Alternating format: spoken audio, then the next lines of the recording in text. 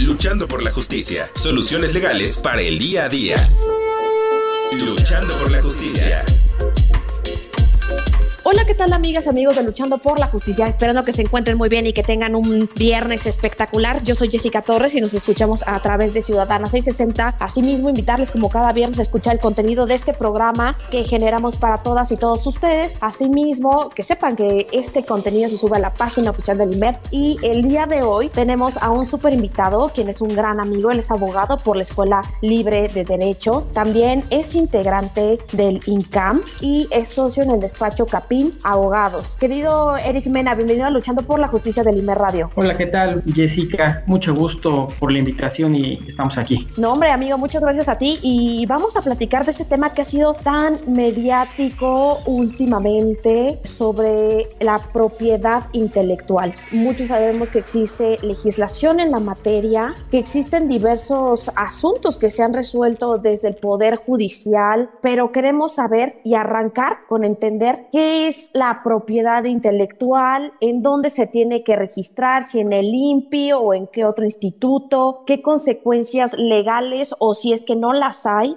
cuando se cometen este tipo de actos, que hay plagios, por ejemplo. Pero comencemos por entender qué es la propiedad intelectual. El derecho ha protegido la creación intelectual humana y la actividad inventiva del ser humano puede tener dos grandes formas de ser protegida. Una primera forma es cuando esa creación humana implica la generación de una obra artístico-literaria, ello entra en el campo del derecho de autor y es ahí donde es regulado por una ley en nuestro país llamada Ley Federal del Derecho de Autor. Esa creación, como lo puede ser un dibujo, una pintura, un texto, una colaboración, inclusive un programa de cómputo, únicamente requiere que quede plasmada en un soporte material para que sea objeto de protección por la ley. ¿Qué protección? Básicamente dos grandes derechos, que se llaman derechos morales y derechos patrimoniales. El derecho moral implica que la gente sepa y reconozca que esa persona es creadora de esa obra, mientras que el derecho patrimonial implica que si alguien desea utilizar esa obra o explotarla, tenga que pagar regalías. El otro gran objeto de protección de las leyes en cuanto a creación humana es cuando una persona elabora un signo distintivo. ¿Qué es esto? Una imagen, una palabra nominativa o una combinación de ambas que le da distintividad a una idea, a un concepto, a un producto o a un servicio. Ese signo distintivo que puede quedar plasmado en una marca, por ejemplo, es decir, que tenga una representación nominal y al mismo tiempo gráfica, si es del tipo mixto, ese, para que sea protegido, a diferencia de la obra que es creada al amparo de la ley del derecho de autor, es decir, que es una obra artística literaria, que basta con plasmarla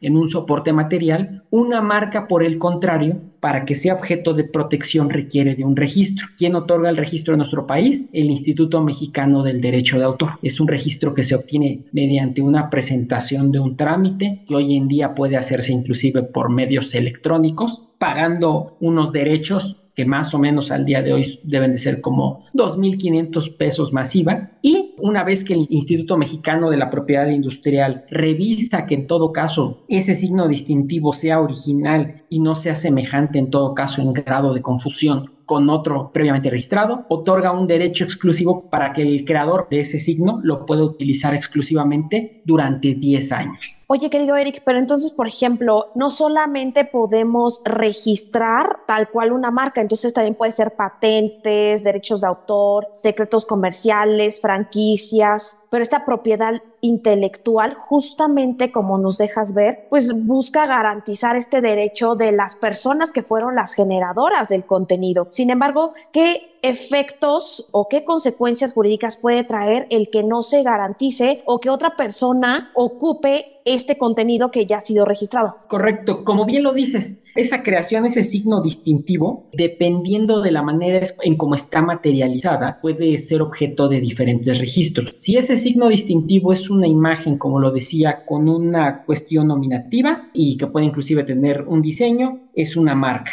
Si se trata únicamente de un eslogan, una frase, un nombre con el cual yo identifico un establecimiento, es un nombre comercial. Si yo elaboro un concepto muy particular o elaboro alguna cuestión que pueda ser una ventaja económica frente a alguien más, ello puede constituir un secreto industrial, como lo dices, y también puede ser objeto de protección. Si producto de una marca que yo tengo, a su vez celebro con alguien un contrato por el que además de otorgarle una licencia para que utilice esta marca, esa persona le enseño cómo desarrollar un producto o un servicio bajo el modelo o el mecanismo que yo he desarrollado, ello puede ser objeto de un contrato de franquicia, es decir, le enseño lo que en inglés se conoce como un know-how, un cómo hacer eso, y eso requiere también esta protección. Entonces, como estas formas de registro de la propiedad intelectual, la marca, el nombre comercial, el secreto industrial, etcétera, requieren este registro, otorgan a esa persona, como lo mencionaba al principio, esa protección durante un cierto tiempo. Y si alguien distinto de esa persona que tiene ese registro la llega a utilizar, ello puede generar diversas consecuencias. Las consecuencias es, por ejemplo, que se inicie en contra de esa persona un procedimiento administrativo ante el propio Instituto Mexicano de la Propiedad Industrial, que puede dar motivo a que se le imponga una sanción económica, una multa. Puede dar inclusive motivo a que la conducta pueda ser una conducta delictiva, cuando es el caso, por ejemplo, de la piratería, o puede dar inclusive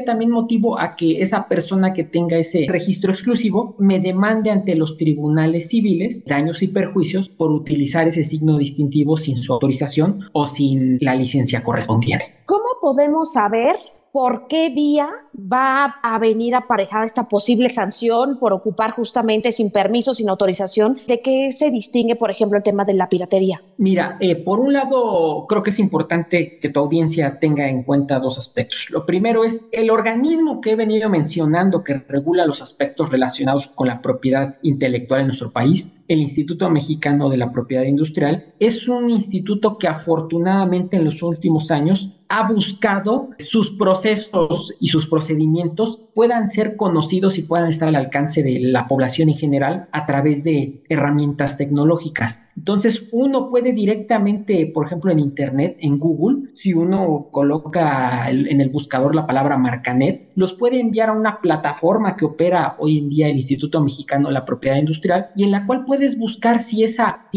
nombre, esa marca o ese signo distintivo que tú pretendes utilizar está o no está registrado, o bien si está en proceso de registro, o bien, por ejemplo, si comprende en el derecho marcario esta protección es por algo que se conoce clases, es decir, la protección es únicamente respecto de ciertos productos o ciertos servicios que la persona solicitó. Si tu producto o tu servicio te interesa que ese signo distintivo esté protegido básicamente en casi todas las clases que pueden ser objeto de ello, tienes que hacer una solicitud por cada una de esas clases y hacer el pago de derechos correspondientes. Y además, eventualmente acreditar que lo utilizas en ello. Entonces, insisto, uno puede acceder a esa plataforma, Marcanet, y puede consultar si esta marca está siendo o no está siendo objeto de registro, o si hay una licencia para que alguien la pueda utilizar, o si puede ser objeto de contrato de franquicia, o si ya hay un contrato en ese tipo. En el caso específico, el segundo punto de lo que preguntas, una conducta, por ejemplo, muy sancionada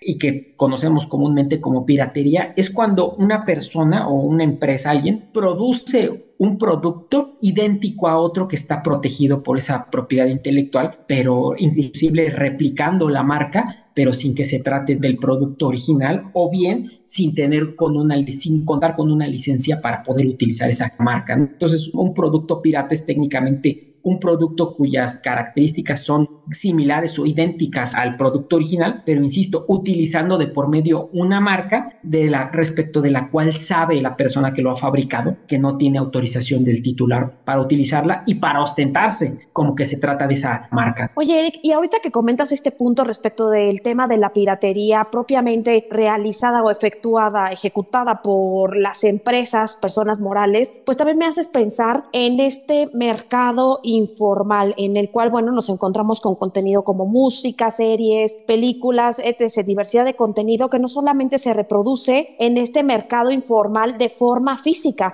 sino también a través de diversas plataformas digitales. En este caso, ¿cómo opera? ¿Se puede garantizar realmente el derecho de la propiedad intelectual que tienen los generadores de este contenido, de estas imágenes, de esta información? El tema de la tecnología y el avance tecnológico siempre es algo que en ocasiones va a la vanguardia y supera en el tiempo a la protección que pueda enfrentar o hacer el derecho a través de sus diferentes ramas, ¿no? Entonces, efectivamente, a partir del crecimiento que han tenido los medios tecnológicos, el derecho ha tratado de alcanzarlos y tratar de regular los aspectos que ellos comprenden. Y uno de estos es a partir del surgimiento de los diferentes mecanismos, plataformas que han existido para poder tener acceso o inclusive descargar contenido que técnicamente sea considerado como una obra o que pueda ser una obra, es decir, protegido por el derecho de autor, pero además que tenga de por medio un signo distintivo como lo podría ser una marca. En ese sentido, los titulares de esta protección de estas obras, si bien es cierto que una obra, como lo indiqué al principio, es objeto de protección por un organismo distinto al INPI, que es el Instituto Nacional del Derecho de Autor,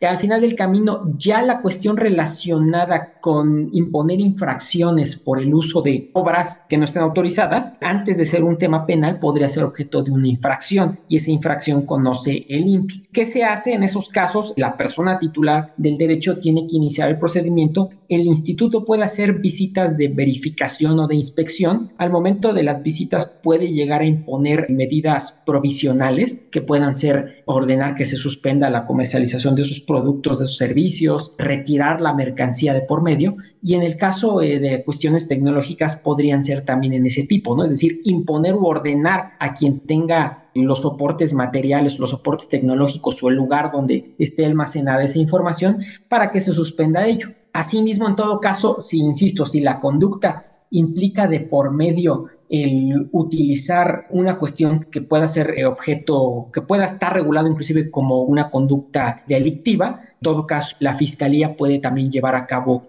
con intervención y autorización judicial, el llevar a cabo una situación de ese tipo, ¿no? Por ejemplo, asegurar equipos, ordenar que queden resguardados estos elementos que implican la comisión de un delito como tal. Qué tema tan más interesante, porque justamente nos invitas a reflexionar que podríamos pensar que solamente en el mercado, dentro de la formalidad, se podrían presentar este tipo de figuras. Lo cierto es que también dentro del mercado informal se pueden realizar acciones para enfrentar y detener este tipo de reproducción ilegal de contenidos, y es por ello que nos comentas que participan, por ejemplo, los de la Fiscalía de cada entidad federativa en este caso, y realizan los llamados retenes. Pero querido Eric, vamos a hacer una breve pausa aquí en el Instituto Mexicano de la Radio, y no le cambien, estamos con el abogado Eric Mena y nos está platicando sobre la propiedad intelectual, los derechos de las personas que generan este tipo de contenidos, así como la diversidad de registros que pueden haber, como para marcas, patentes, derechos de autor, secretos comerciales, franquicias y diversidad de escenarios posibles. Regresamos en breve.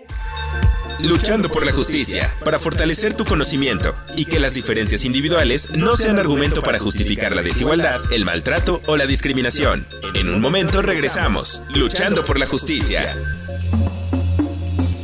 En un momento regresamos, Luchando por la justicia. En un momento regresamos, Luchando por la justicia.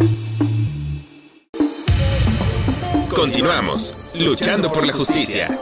Amigas y amigos de Luchando por la Justicia, ya regresamos de una breve pausa aquí en el Instituto Mexicano de la Radio. Invitarles nuevamente a escuchar el contenido de este programa, que se escucha al aire todos los viernes a las 12 del día. Sin embargo, también existe a través de las plataformas digitales y la página del IMER Radio. Estamos platicando con nuestro querido invitado, Eric Mena, quien nos está charlando y explicando sobre este tema de la propiedad intelectual. Pero, querido Eric, antes de la pausa nos platicabas que hay diversos tipos de propiedad intelectual, y últimamente se ha hecho muy mediático la propiedad intelectual también que se tiene sobre las obras literarias, sobre los textos. Así que platícanos sobre este tipo de propiedad intelectual. ¿Qué consecuencias tiene la adjudicación o la apropiación de ese tipo de contenido, y si puede repercutir en una sanción más allá de la administrativa? Es muy importante que la audiencia entienda que en ocasiones pueden concurrir en estos dos campos del derecho. Por un lado, en el derecho derecho de autor y por el otro lado en el de la propiedad industrial, una creación humana, vuelvo a reiterarlo. Cuando lo que yo creo es una obra, es decir, una obra artístico-literaria, un texto, un artículo, una pintura, un programa de cómputo, ello es una obra protegida por el derecho de autor. Cuando lo que yo pretendo, como bien lo decías, es que alguien quede registrado un signo distintivo que identifica un producto o un servicio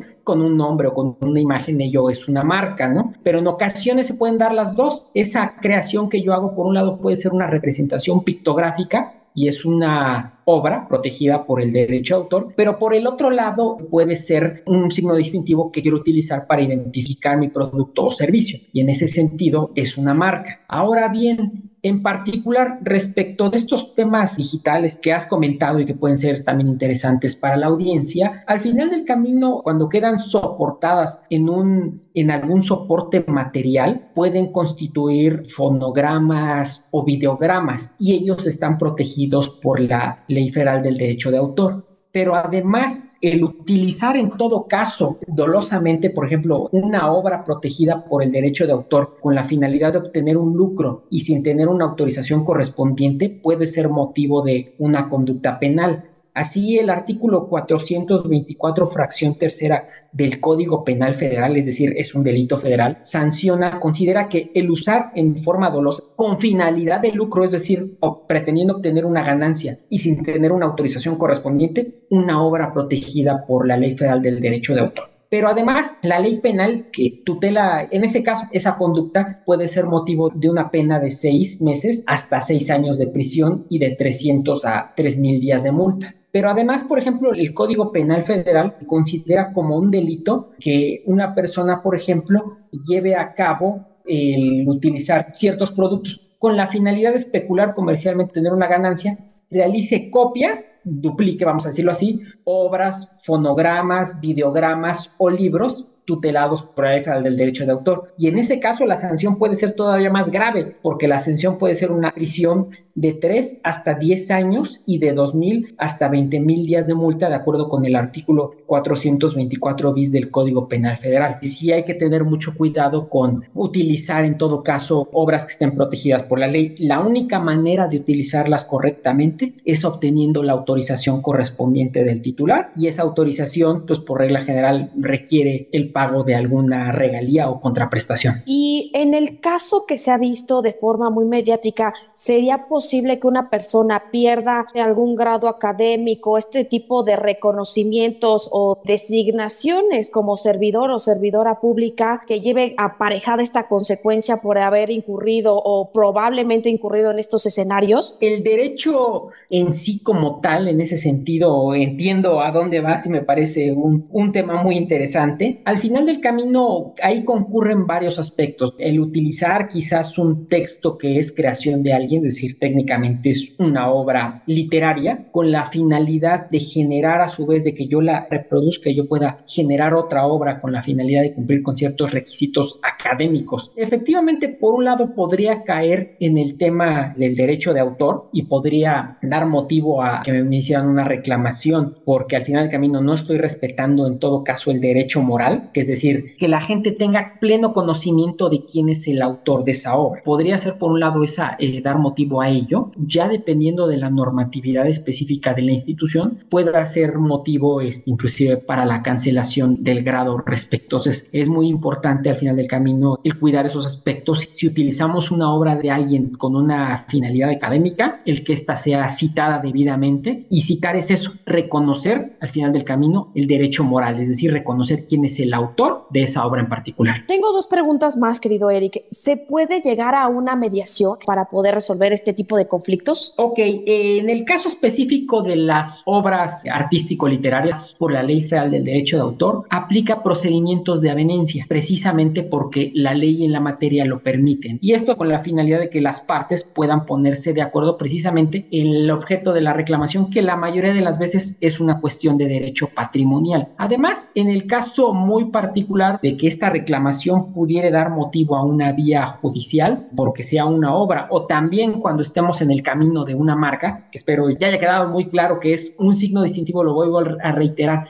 que pretendo utilizar únicamente para identificar un producto o servicio y del cual me da un registro, en este caso otra autoridad. En ese caso, igual, al ser un juicio, pues siempre en toda vía jurisdiccional se puede buscar a la otra parte con la finalidad de buscar una conciliación y llegar a un acuerdo. Próximamente nuestro Congreso de la Unión está trabajando en una ley general de mecanismos alternativos de solución de controversias en materia civil y familiar, y esto seguramente será una incidencia en este aspecto en cuanto a que los derechos patrimoniales o los derechos relacionados con regalías por el uso de marca en materia de litigios puedan ser objeto de procedimientos de conciliación antes de tener que llegar a resoluciones finales, ¿no? Qué tema tan más interesante, porque también, bueno, nos haces reflexionar que hay personas que sí realizan las citas o que ponen el contenido y garantizan este derecho de autor de quien haya sido el generador del contenido. Sin embargo, también debemos tener presente y saber si existe un porcentaje de cuánto se puede citar en investigaciones, porque he llegado a ver casos en los cuales citan el 100% de la investigación, pero el 90 o más de contenido de la investigación es un copy-paste bien citado de cada autor. Entonces, ¿qué tanto porcentaje, garantizando el derecho de los autores, se puede utilizar para que sea, en dado caso, una investigación válida? Mira, aquí ya no es objeto como tal de la Ley Federal del Derecho de Autor, porque la ley, insisto, los dos grandes aspectos que tutela es, por un lado, el que se reconozca al autor de una obra y por el otro lado el pago de las regalías si se utiliza esa obra. Técnicamente esa persona pues está partiendo de esa obra con la finalidad, como tú dices,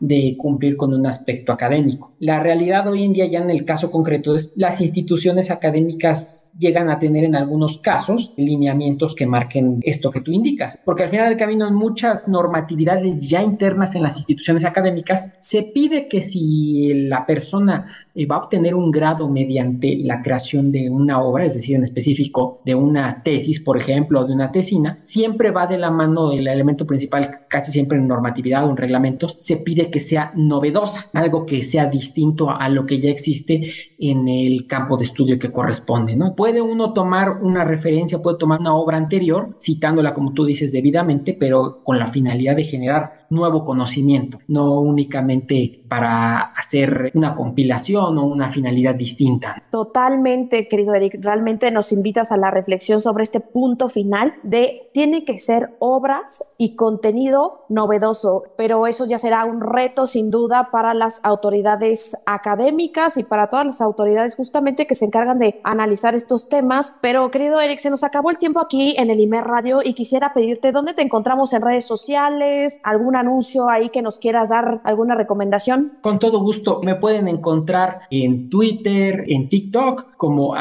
@Eric_Mena, y estoy a sus órdenes en el bufete legal del cual soy socio, Despacho Capín Abogados. Cualquier referencia pueden mandar un correo a ericmena1982@gmail.com. Bueno, pues ahí tenemos toda la información. Yo quiero agradecerte, querido Eric, el que hayas platicado y conversado con el Instituto Mexicano de la Radio, así como todas las personas que nos escuchan cada viernes para abordar este tema tan importante como lo es la propiedad intelectual. Yo soy Jessica Torres y nos escuchamos el próximo viernes a través de Ciudadana 660. Que tengan un extraordinario fin de semana. Adiós, muchas gracias, Eric. Hasta luego.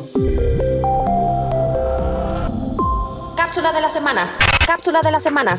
Cada 25 de noviembre se conmemora el Día Internacional de la Eliminación de la Violencia contra las Mujeres. Al respecto, la Asamblea General de las Naciones Unidas invitó a los gobiernos, organizaciones internacionales y organizaciones de la sociedad civil a generar acciones y a coordinar actividades para denunciar la violencia que se ejerce sobre las mujeres en todo el mundo y reclamar políticas eficaces para su erradicación, aunado al propósito de alcanzar igualdad jurídica para las mujeres, el respeto a su dignidad, la no discriminación y la libertad. Esto fue Luchando por la Justicia. Promueve el pensamiento de respeto a los derechos humanos. Luchando por la Justicia.